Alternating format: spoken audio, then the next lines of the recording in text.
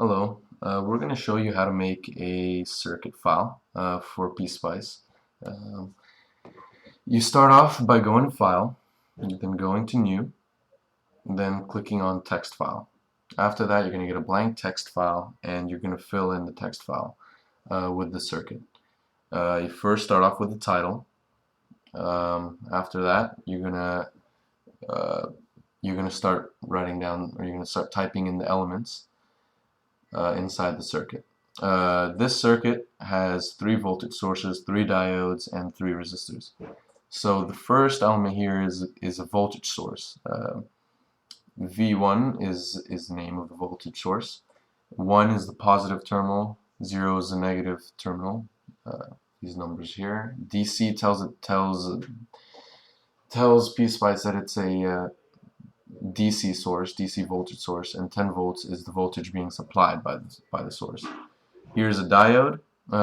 First number here, this 1 represents the anode terminal, 2 is the cathode terminal of the diode, D1 is the name of the diode. Over here, R1, this is a resistor. 2, this number 2 right here represents the positive terminal of the resistor. 3 represents the negative terminal of the resistor. And 8.2K tells you the resistance value of the resistor, which is 8.2 kilo ohms. So again, this applies for the other resistors, and the same goes for the other diodes. Here is where we define the specifications of the diodes. We're defining the parasitic resistance, the saturation current, and the junction voltage of the diode. .op tells Pspice to output the operating points of the diode, and we'll see that in a bit. .probe is also for the output, and .end just tells you that it's the end of the circuit file.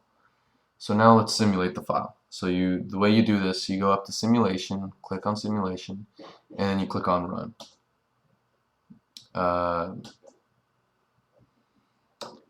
After that, you're going to go to the simulation output file that you get, and let's take a look at it. So over here you have the circuit description, the diode model parameters, which you were the one who gave, and then you have the voltage source currents and the total power dissipation across the circuit. And then here we have the operating point information that we asked for when we type .op up here. That's what I was talking about before. And if you take a look at the operating point information, you have the operating points listed here of each diode. And after that's really about it.